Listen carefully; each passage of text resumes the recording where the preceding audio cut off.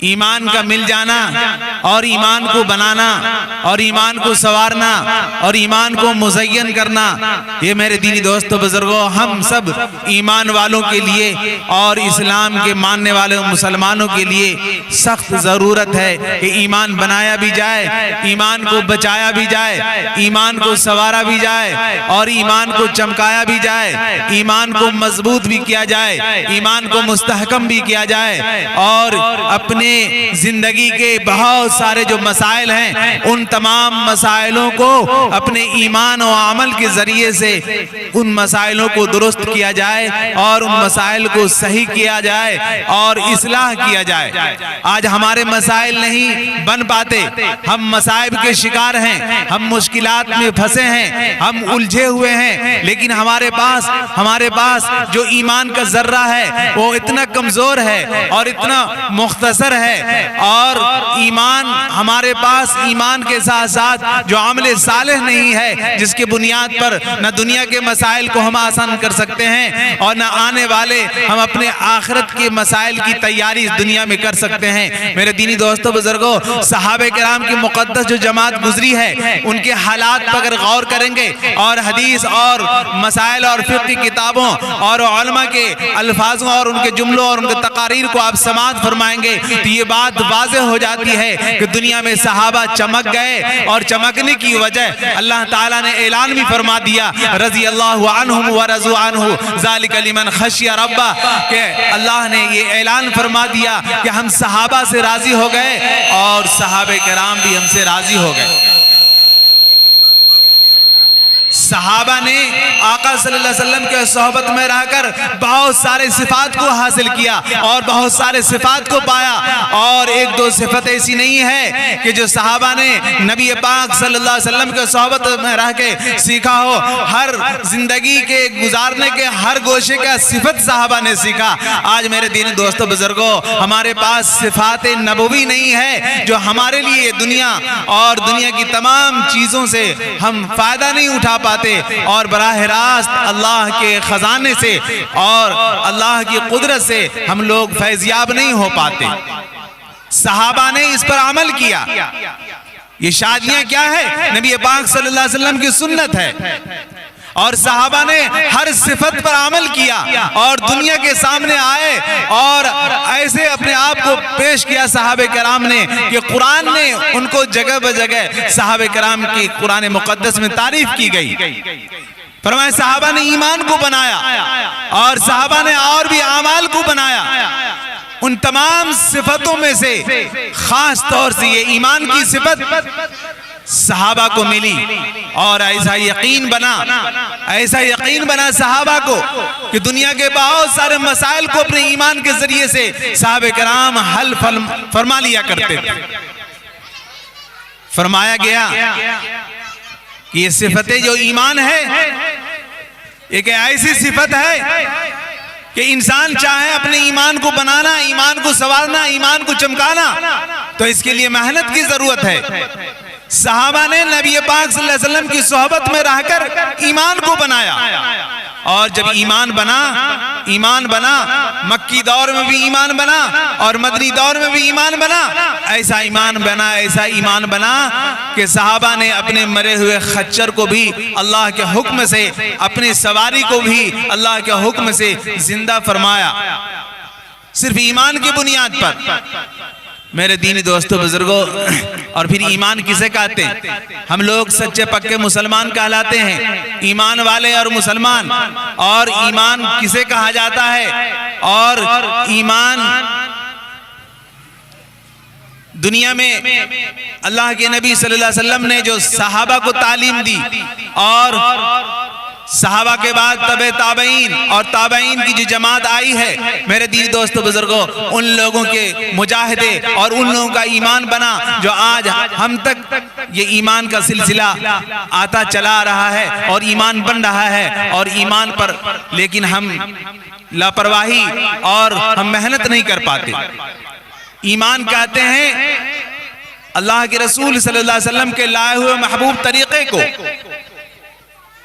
اور ایمان ہے کہ ہم ایمان لائیں اللہ کی ذات پر، ان کے فرشتوں پر اور کتابوں پر، اور مرنے کے بعد دوبارہ زندہ ہو جانے پر۔ یہ سب ایمان کے فرائض میں سے ہیں۔ میرے دینی دوستو بزرگوں، صحابہ کا ایمان بنا، آج ہمارا یقین اور ہمارا ایمان درست نہیں ہے، اس لیے ہم نے مادی چیزوں پر اپنے آپ کو ہم نے یقین بنا لیا کہ آج دنیا کے اس عمل سے ہمارا کام بنتا ہے۔ لیکن دوستو بزرگوں، صحابہ نے ایمان اللہ کی رسول سے سیکھا اور اس پر عمل کیا۔ جب یہ کلمہ طیبہ لا الہ الا اللہ محمد رسول اللہ یہ پیش کیا گیا، صحابہ کے سامنے پیش کیا، تو جن کی قسمتیں بیدار تھیں، جن کے قسمت روشن تھے، انہوں نے اس ایمان کو قبول کر لیا، اور جن کی قسمت بیدار نہیں، جن کے ضمیر روشن نہیں، وہ ان سے پیچھے ہو گئے۔ راویوں نے لکھا ہے کہ اس کلمے کو ابو جہل کے سامنے پیش کیا گیا، اور یہ بہت بڑا عربی داں تھا، اس کلمے کے مفہوم کو وہ سمجھتا تھا کہ اگر میں کلمہ پڑھ لوں گا تو ہماری زندگی منمانی زندگی نہیں ہوگی بلکہ رب چاہے زندگی ہوگی۔ اس لیے یہ لعنت اللہ علیہ ابو جہل نے کلمے کا یقین اور کلمے کی اہمیت اور کلمے کی حقیقت کو اپنے زبان کے راستے سے دلوں پر نہیں لایا، اور یہ ملعون ہوا۔ یہ عربی کا بہت بڑا گرامر تھا، لیکن یہی چاہ رہا تھا کہ میری سرداری ختم ہو جائے گی۔ لیکن جن صحابہ نے اس کو قبول کیا، میرے دینی دوست بزرگوں، اس کے لیے پروانِ نجات اور پروانِ جنت کا تحفہ پیش کیا گیا، اور قرآن نے اعلان فرما دیا رضی اللہ عنہم ورضوا عنہ ذالک لمن خشی ربہ۔ میرے دینی دوست بزرگوں، جب ایمان بنے گا تو ایمان پہ استقامت ہوگی، تو اس کے ذریعے سے آپ کو نوازش بھی ہوگی اور آزمائش بھی ہوگی۔ ایمان بننے کے بعد آپ کے ساتھ آزمائش بھی ہوگی اور آپ کے ساتھ نوازش بھی ہوگی، اور جب یہ حقیقت تک پہنچ جائے گا اور اس کی اہمیت ہمارے قلوب میں بیٹھ جائیں گے، تو یہ آزمائش اور یہ نوازش ہمارے سامنے ہوگی۔ اللہ کی طرف سے ہم نوازے بھی جائیں گے، اور جتنا ایمان بنے گا اللہ کی طرف سے ہم آزمائے بھی جائیں گے۔ اس لیے کہ چور وہی پہنچتا ہے جہاں مٹیریل ہو اور جہاں مال ہو، شیطان وہی پہنچتا ہے جہاں ایمان اور عمل صالح کے خزانے ہوں، شیطان وہی پہنچتا ہے۔ حضرت انس رضی اللہ تعالیٰ عنہ راوی ہیں کہ اللہ کے حبیب صلی اللہ علیہ وسلم نے ارشاد فرمایا کہ کیا میری خواہش ہے کہ میں اپنے بھائیوں سے ملاقات کروں، اپنے بھائیوں سے ملاقات کروں۔ صحابہ نے کہا یا رسول اللہ، ہم آپ کے بھائی نہیں ہیں؟ اولیس نحن اخوانک، کیا ہم آپ کے بھائی نہیں ہیں؟ تو آپ نے ارشاد فرمایا انتم اصحابی، تم میرے دوست ہو، میرے احباب ہو، میرے بھائی وہ لوگ ہیں جو بعد میں آئیں گے اور وہ ایمان قبول کریں گے، وہ ہمارے بھائی ہوں گے جنہوں نے مجھے دیکھا نہیں ہوگا، اور وہ ایمان قبول کریں گے، وہ ہمارے بھائی ہوں گے۔ آج ایمان کو بنانے کی ضرورت ہے، اس کی حقیقت ہمارے دل میں اتر جائے گی تو دنیا کے سارے مسائل ہمارے لیے آسان ہو جائیں گے، اور مصائب اور مشکلات اور پریشانیاں یہ سب کے سب ختم ہو جائیں گے۔ لیکن میرے دینی دوست بزرگوں، ہم صرف نام کے یا صرف زبان تک ہم اپنے کلمے کو رکھیں گے تو بات بن نہیں سکتی۔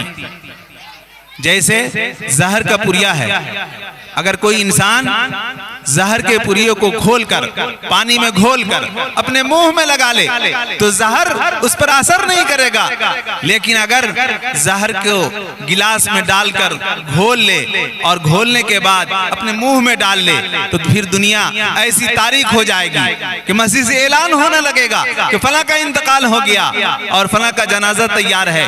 تو زہر کے اندر اللہ تعالیٰ نے اسباب کے دائرے سے اثر رکھا ہے، اسباب کے دائرے سے اثر رکھا ہے۔ تو میرے دینی دوست بزرگوں، کلمے کی بھی حقیقت ہے، اس کے بھی اثرات ہیں۔ آپ نے سنا ہوگا حضرت عمر فاروق رضی اللہ تعالیٰ عنہ کا نام، ایمان قبول کرنے سے پہلے ان کی زندگی کے حالات آپ پڑھیں گے. جب اللہ کے نبی صلی اللہ علیہ وسلم نے کلمہ ایمان ان کو پیش کیا تو یہی حضرت عمر رضی اللہ تعالیٰ عنہ ہیں. کلمے کی جب حقیقت کو پہنچے تو آپ کے طرف سے وہ کرامتوں کا ظہور ہوا کہ تاریخ اور حدیث کی کتابوں میں بہت سارے واقعات ہیں. آج میرے دینی دوست بزرگوں، ہمارے پاس وہ ایمان کی کسوٹی نہیں، وہ ایمان کا معیار نہیں جس ایمان کے معیار سے اپنی زندگی کے مسائل کو حل کر لیں. صحابہ نے اس گڑ کو سیکھا اور اس صفت کو اپنایا. ایک موقع پر حضرت عمر فاروق رضی اللہ تعالی عنہ کے لیے ایک دشمن کو بھیجا گیا.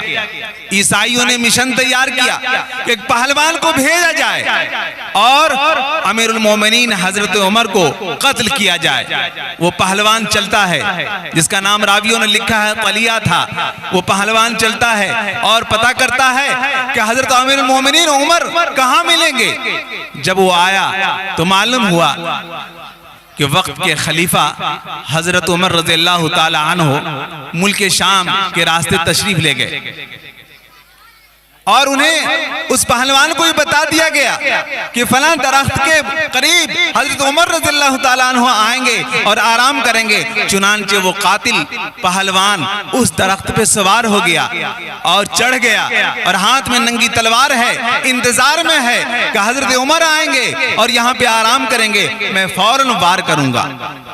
میرے دینی دوست بزرگوں، آپ محسوس کریں کہ آج ہمارے ایمان کا ٹیمپریچر اور ایمان کی کسوٹی کیا ہے.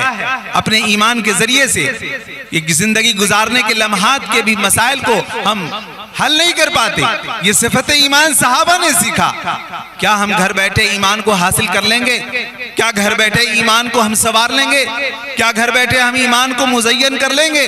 میرے دینی دوست بزرگوں، آپ یاد رکھیے، ایمان آپ کے پاس آئے گا اور کس حالت میں آئے گا؟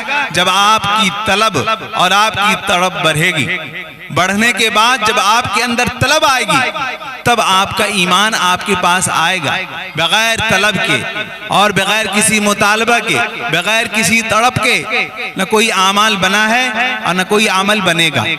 آپ جانتے ہیں ہم جسے کہتے ہیں عالم، جسے کہتے ہیں مولانا، ان کی قربانی مختصر قربانی نہیں ہے. اپنے گھروں میں اپنے پیارے والدین کو اور اپنے چھوٹے چھوٹے بہنوں کو چھوڑ کر اللہ کے راہ میں نکلتے ہیں اور کہاں پہنچتے ہیں؟ مدرسہ.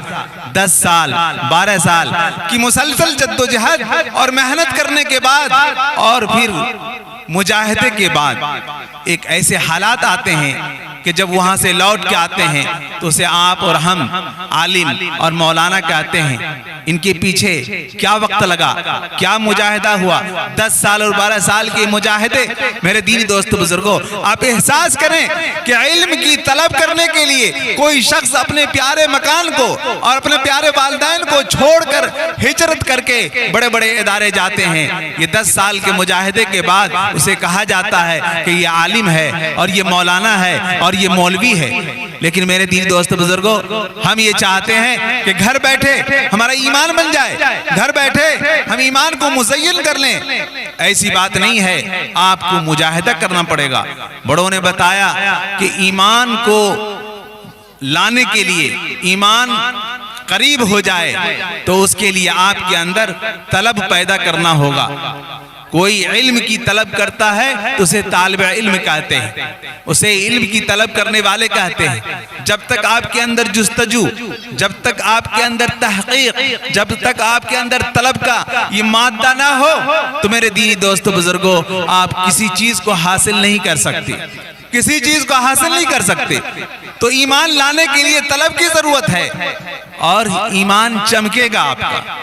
جو ایمان ہے کلمہ طیبہ لا الہ الا اللہ محمد رسول اللہ، یہ ایمان آپ کا چمکے گا.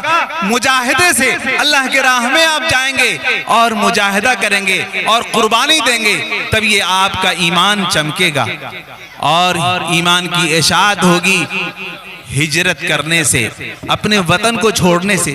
ایک عالم بننے کے لیے 10 سال اور 12 سال کی ہجرت کرنی پڑتی ہے، اور مدرسے کے وہ کھانے جو بالکل 3rd کلاس کا کھانا ہو وہ استعمال کیا جاتا ہے۔ اب تو الحمدللہ دنیا کے اندر اتنی وسعت آ گئی ہے اور اتنی فراوانی آ گئی ہے کہ اب تو مدارس کے حالات اور احوال بہت اچھے ہیں، بہت اچھے ہیں، لیکن تقریباً 25 سال پہلے کے حالات اٹھا کے دیکھیں گے تو نہ بہتر کھانا، نہ سونے کا ٹھکانہ، نہ رہنے کا صحیح سے مکان۔ میرے دینی دوستو بزرگوں، اتنے مجاہدے کے بعد کوئی عالم بنتا ہے تو یہ گھر بیٹھے آپ سوچیں گے کہ آپ کا ایمان بن جائے، آپ کا ایمان چمک جائے اور آپ کے ایمان مضبوط ہو جائے، یہ بالکل ناممکن سی بات ہے۔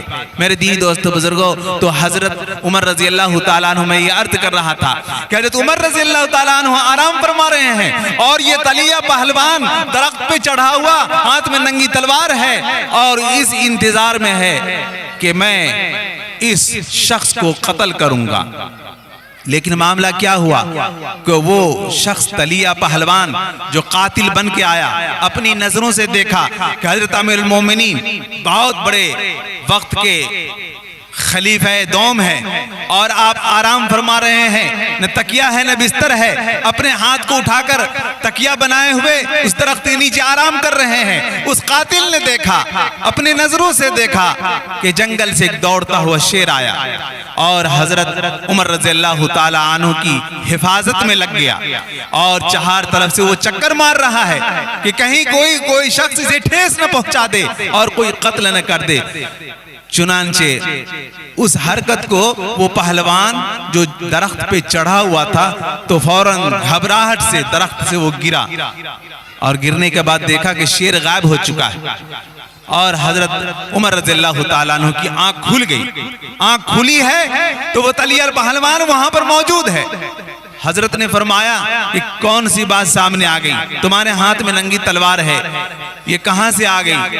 تو اس طلیہ نے کہا کہ حضرت میں تو قاتل بن کے آیا لیکن میں سوچ رہا تھا کہ میں آپ پر وار کروں تو اللہ کا غیبی یہ نظام کہ میں نے اپنے آنکھوں سے شیر کو دیکھا کہ آپ کی وہ حفاظت کر رہا ہے، آپ کی وہ حفاظت کر رہا ہے۔ میرے دینی دوستو بزرگوں، ایک غیبی آواز آئی، غیب سے آواز آئی کہ دیکھو اے امیر المومنین، اور پھر فرمایا گیا کہ کوئی بندہ، کوئی ایمان والا، یا ایھا الذین آمنوا ان تنصروا اللہ ینصرکم ویثبت اقدامکم، اے ایمان والو تم اللہ کی مدد کرو اللہ تمہاری بھی مدد کرے گا۔ میرے دینی دوستو بزرگوں، یہ آواز آئی، غیب سے آواز آئی کہ اے عمر تو دین کی حفاظت کر، میں تیری جان کی حفاظت کروں گا۔ اور وہ طلیہ پہلوان اترتا ہے اور آپ کے دست حق پر ایمان لاتا ہے۔ میرے دینی دوستو بزرگوں، یہی وہ عمر ہیں جو قاتل بن کر تشریف لے گئے اور پھر کس حالت میں لوٹ کے آئے۔ یہ ایمان کا حصہ ہے۔ آج ہمارے پاس ایمان کی ڈگری اور ایمان کا معیار اور ایمان کی کسوٹی اتنا کم ہے کہ ہمارا ایمان اذان سننے کے بعد بھی مسجد تک نہیں پہنچاتا۔ یہ صفت ایمان صحابہ نے سیکھا اور ایسا سیکھا کہ اللہ نے مزدہ سنا دیا، خوشخبری سنا دی کہ یہ ان لوگوں سے اللہ راضی ہو گئے۔ آج ہمارے پاس کوئی سند ہے کہ فلاں مولانا صاحب اللہ آپ سے راضی ہو گئے، ایسی کوئی بات نہیں۔ امام صاحب اللہ آپ سے راضی ہو گئے، ایسی کوئی بات نہیں۔ لیکن صحابہ کرام کو اللہ رب العالمین نے رضا کا پروانہ اور رضا کی سرٹیفکیٹ اور رضا کی سند صحابہ کو ملی۔ میرے دینی دوستو بزرگوں، اور دوسری صفت ہے صفت نماز۔ آج جو ہم جان بوجھ کر قصداً نماز چھوڑتے ہیں، آپ کو معلوم ہے کہ اللہ رب العالمین نے دنیا کے اندر بہت ساری مخلوقات کو پیدا فرمایا، ہزاروں کے ہزار کوالٹی اور اقسام ہیں مخلوقات، اس میں سے سب سے زیادہ اشرف انسان کو بنایا، سب سے زیادہ اشرف۔ ان کے جسم کی ساخت بھی اور ان کے اعضے بھی، ان کے چہرے بھی، ان کے جسم کی رنگت بھی اللہ نے ایک عجیب اور چن کر گویا تمام مخلوقوں سے چھانٹ کر اللہ نے احسن بنایا۔ یہ اشرف المخلوقات ہے، لیکن اپنے بدعمالیوں کے بنیاد پر کبھی کبھی سب سے جو گندی مخلوق ہے جانوروں میں جو سب سے نجیس العین جانور ہے اس کی بد دعا یہ لے لیتا ہے۔ فرمایا بزرگوں نے لکھا کہ اللہ تعالیٰ نے اونٹ کو پیدا فرمایا۔ آج جو اذان ہوتی ہے کانوں میں اور ہم گھر میں سوئے رہتے ہیں، مسجد تک نہیں پہنچتے، اور 99 بلکہ 99% جو لوگ بے نمازی ہیں۔ آج میرے دینی دوستو بزرگوں، یہ صفت نماز ہماری زندگی میں نہیں ہے۔ یہ بے نمازی کا حشر تو بہت برا ہوگا، بہت برا ہوگا، اسے آپ سوچ نہیں سکتے۔ اللہ نے جب پیدا فرمایا اونٹ کو تو ہر جانور کی یہ تمنا رہتی ہے اور صبح میں وہ اللہ کا ذکر کرنے بیٹھ جاتے ہیں۔ چنانچہ اونٹ کے بارے میں آیا ہے کہ یہ اونٹ اللہ سے ذکر کرتا ہے کہ اے اللہ، خدا کا شکر ہے اور خدا کا بڑا احسان ہے کہ اللہ آپ نے مجھے اونٹ بنایا اور دوسرا جانور نہیں بنایا۔ اگر آپ ہمیں بھینس بنا دیتے تو ہم کیا کر سکتے تھے؟ تو یہ اونٹ کہتا ہے اللہ سے کہ اللہ آپ نے مجھے اونٹ بنایا، بھینس نہیں بنایا۔ اور پھر صبح ہوتی ہے تو بھینس بھی کہتا ہے اے اللہ آپ نے مجھے بھینس بنایا لیکن آپ نے مجھے گدھا نہیں بنایا۔ اور گدھا بھی اعلان کر کے کہتا ہے اے اللہ تیرا بہت بڑا شکر ہے کہ آپ نے مجھے گدھا بنایا، کتا نہیں بنایا۔ اور کتا بھی اعلان کر کے کہتا ہے اللہ سے اے اللہ آپ نے کتا تو بنا دیا لیکن سور نہیں بنایا۔ اور یہ خنزیر، لوگ کہتے ہیں کہ زبان پہ نام آ جائے تو ناپاک ہو جائیں گے، ایسی کوئی بات نہیں۔ لیکن میرے دینی دوست بزرگوں، کتا بھی کہتا اللہ سے اے اللہ آپ نے مجھے کتا بنایا لیکن آپ نے خنزیر اور سور نہیں بنایا۔ تو سور بھی اللہ سے کہتا ہے کہ اے اللہ، یہ سننے والی بات ہے میرے دینی دوست بزرگ، سور بھی یہ کہتا کہ اے اللہ آپ نے مجھے خنزیر بنایا، سور بنا دیا لیکن بے نمازی نہیں بنایا، بے نمازی نہیں بنایا۔ آج میرے دینی دوست بزرگوں، آج پوری کی پوری آبادی مسجد سے غائب، ہم بے نمازی بن بیٹھے ہیں۔ گویا اشرف المخلوقات ہو کر بھی جو ارسل ہے، جو مخلوق میں سب سے بدتر ہے، نجس العین ہے، اس کی بد دعا ہم پر لگتی ہے اور وہ بھی یہ کہہ بیٹھتی ہے کہ اللہ ہمیں تو خنزیر تو بنا دیا، بے نمازی نہیں بنایا۔ آج 99% لوگ نماز سے بالکل دور ہیں۔ اگر علماء کرام کا فتویٰ سنیں گے تو ہم اس دنیا میں رہنے کے قابل نہیں ہیں۔ 4 ائمہ حضرات گزرے ہیں، 4 میں سے ایک امام صاحب تو یہ فرماتے ہیں کہ اگر کوئی مسلمان بے نمازی ہے، کوئی مسلمان بے نمازی ہے، فرمائے امام شافعی رحمۃ اللہ علیہ فرماتے ہیں کہ بے نمازی واجب القتل ہیں۔ غور کرو دینی دوستو بزرگوں، اگر ہم نماز نہیں پڑھتے تو امام شافعی کا مسلک یہ ہے کہ اس بے نمازی کو قتل کر دو، اس بے نمازی کو قتل کر دو۔ اللہ اکبر، بے نمازی کی اتنی سخت وعید امام شافعی رحمۃ اللہ علیہ فرماتے ہیں۔ اور امام مالک رحمۃ اللہ علیہ فرماتے ہیں کہ مسلمانوں کے قبر میں اسے دفن مت کرو، مسلمانوں کے قبروں میں اسے دفن مت کرو، مر جائے تو جنازے کی نماز بھی مت پڑھو، اس لیے کہ بے نمازی مرا ہے، اور بے نمازی مرا ہے تو پھر اس پہ نماز کیوں پڑھی جاتی ہے؟ نماز تو اس پہ پڑھنی چاہیے جو نمازی مرا ہو، اور بے نمازی مرا ہو تو بے نمازی کو یوں ہی دفن، کیا اس کو کہیں ندی میں جنگل میں پھینک دو؟ امام مالک رحمۃ اللہ علیہ فرماتے ہیں۔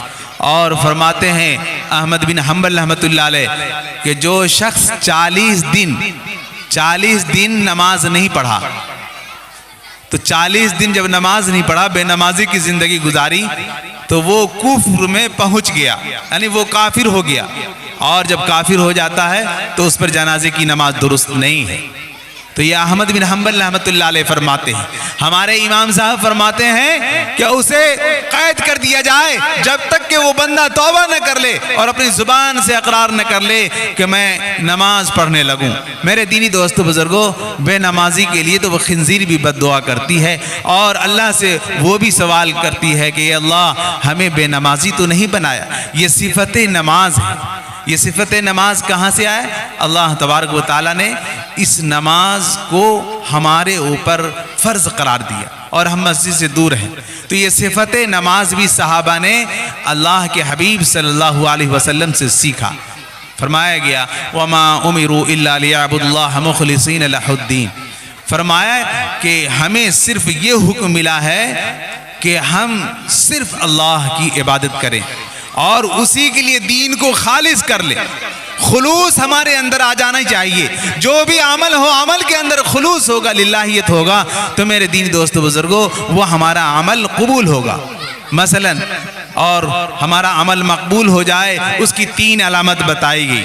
ہمارا عمل کیسے مقبول ہو اور اللہ کو کیسے پسند ہو جائے, 3 اس کے علامات ہیں کہ اس عمل میں للہیت ہو, اخلاص ہو, ریا نہ ہو, اور پھر اس عمل میں اتباع سنت ہو, اور پھر اس عمل میں اس عمل کو اللہ کے حوالے کر دے. اس عمل کو اللہ کے حوالے کر دے. اتباع سنت یعنی عمل کو قبول کے درجے تک پہنچانے کے لیے اتباع سنت کا ہونا ضروری ہے. اور نکاح کیا ہے؟ یہ نبی پاک صلی اللہ علیہ وسلم کا محبوب طریقہ ہے. اور سنت کی اتباع, عام طور سے لڑکے تو شادی کر لیتے ہیں, شادی کرنے کے بعد بیوی کے ساتھ طریقہ ازدواجی زندگی کیا ہے, کیسے گزارا جائے, کون سی ایسی سنت ہے, سنت کا کیا طریقہ ہے. بیوی جب گھر میں آ جائے تو پھر اسے کون سی سنت ہے جو ہم اس سنت پر عمل کریں گے.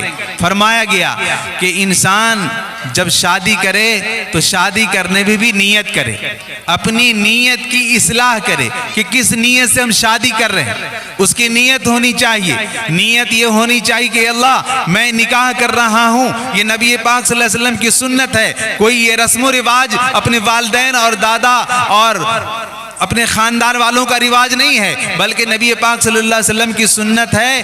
تو میں یہ شادی کر رہا ہوں اس لیے کہ تمام گناہوں سے میں بچ جاؤں, گناہوں سے, بدکاریوں سے بچ جاؤں. یہ نیت کی اصلاح ہے. اس کے بعد پھر وہ بندہ نیت کرے کہ جو ہمارے ان کے درمیان جو بھی اولاد آئے, اے اللہ وہ صالح اولاد ہو. اور صالح اولاد مانگنے کی دعا ہے, رب ہب لی من الصالحین, صالح اولاد ہو, نیک اولاد ہو. اور پھر یہ دعا کرے, یہ نیت کرے کہ اللہ وہ اولاد دنیا میں آئے تو ہمارے لیے نجات کا ذریعہ بنے.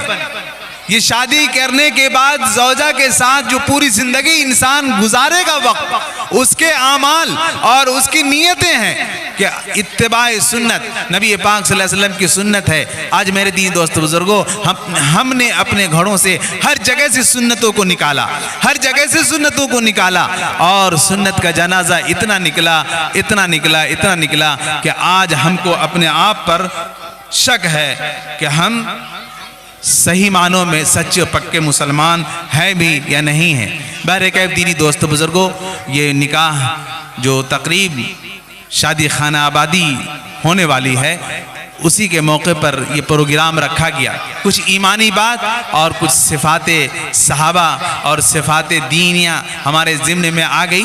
میرے دینی دوستو بزرگوں, اور بھی علماء کرام ہیں, اور پھر عشاء کا اذان بھی ہونا ہے اور نماز بھی ہونی ہے. بس انہی چند کلمات کے بعد ہم سب اللہ سے دعا کریں کہ اللہ تبارک و تعالی ہم سبوں کو ایمان بنانے کی بھی, ایمان سنوارنے کو بھی, اور ایمان کو چمکانے کی بھی, اور ایمان کو مضبوط اور مستحکم رکھنے والے عمل کو بھی نافذ کرنے کی توفیق عطا فرمائے.